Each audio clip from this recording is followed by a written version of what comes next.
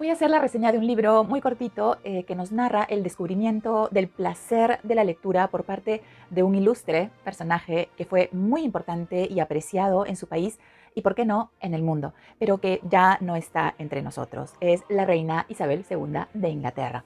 El libro se llama Una lectora nada común, del archiconocido Alan Bennett, dramaturgo, actor, novelista y guionista británico.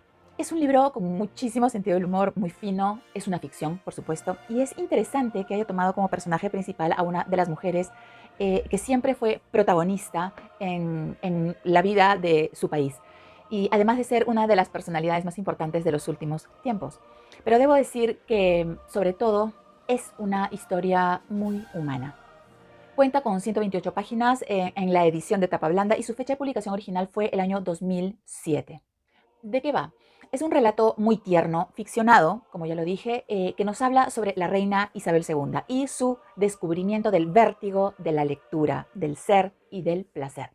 Una noche, después de un banquete en palacio, los perritos de la reina salieron y por más que la soberana los llamaba, no había manera de hacerlos regresar.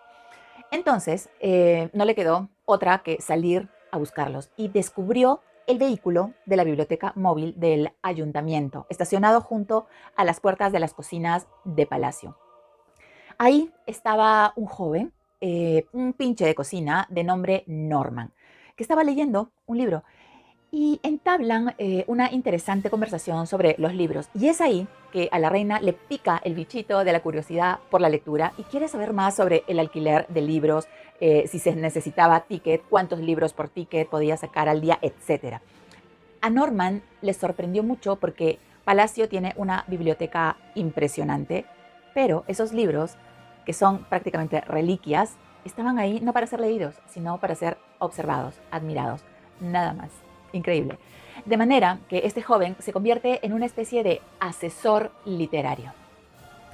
Su interés por la lectura, el de la reina, fue tal que empezó a poner excusas a los jefes de protocolo para quedarse en su habitación por el simple placer de leer. Y entabla una bonita amistad, si se puede llamar así, con este joven de nombre Norman, quien la veía al comienzo como su patrona y una anciana venerable, hasta que descubrió que era una persona muy aguda, muy rápida de mente, con mucho sentido del humor y muy inteligente. Y cayó en cuenta que ese talento estaba muy desperdiciado porque la reina solo vivía para cumplir su deber, el deber de reinar. Y eso nadie lo iba a cambiar. Llega un punto en que la reina se da cuenta de todo el tiempo que había perdido. Y aquí el autor capta muy bien lo que realmente siente un verdadero lector y amante de la lectura. Muchas veces nos pasa que abandonamos un libro que no nos gusta porque hay tantos libros hermosos por leer y tan poco tiempo que es preferible aprovecharlo en historias que verdaderamente nos hagan disfrutar y pasar un buen rato. Y lo mismo le pasaba a la reina. Debido a esto, la reina empezó a recordar que cuando alguien le presentaba a escritores de moda, escritores famosos, nunca tenía nada interesante que decirles porque no había leído sus obras. Eso, aunado a su capacidad de intimidar a la gente, o sea, la reina de Inglaterra, daba como resultado veladas aburridísimas y muy decepcionantes. Y esta sí es una crítica que Bennett hace a los escritores. Pasaba que los escritores que conocía la reina no tenían la valentía de decirle en su presencia lo que más tarde ponían por escrito. Y eso a la reina le causaba cierta desazón.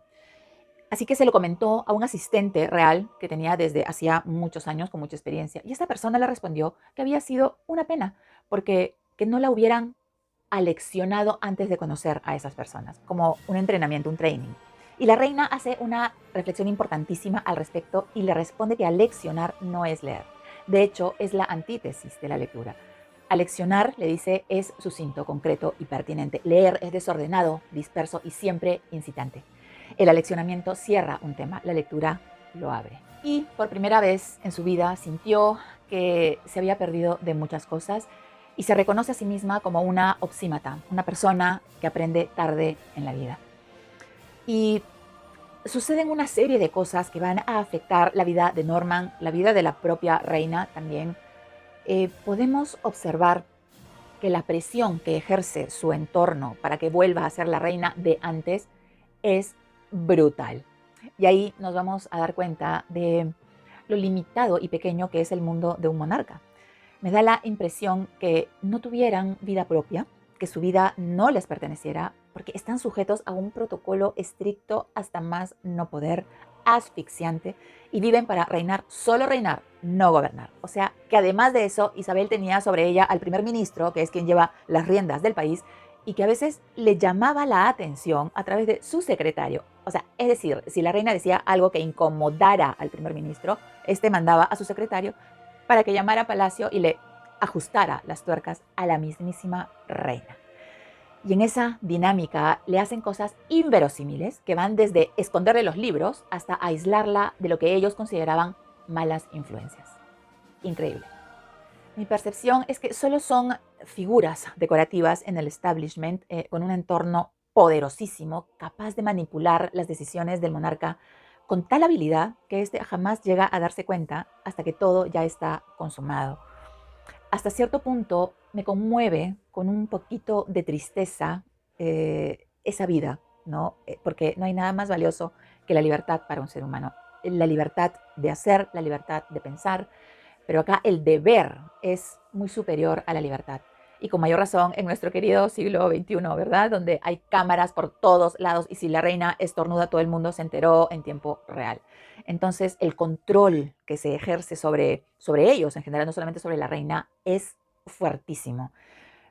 Claro que tienen muchísimos privilegios, es evidente, ¿no? Pero uno piensa, ¿a cambio de qué? En fin, es una lectura maravillosa sobre un personaje muy relevante, muy respetado y sobre todo muy querido por su pueblo, como lo fue la reina Isabel II. Miren, hemos pasado el siglo XX y estamos a inicios del siglo XXI y creo que nunca vamos a poder conversar de esos siglos sin mencionar a la reina Isabel II de Inglaterra. Así que yo recomiendo su lectura porque es súper entretenida, es divertida, es graciosa, cortita y tiene una sorpresa muy interesante al final. Así que nada, hasta una nueva reseña. Chao.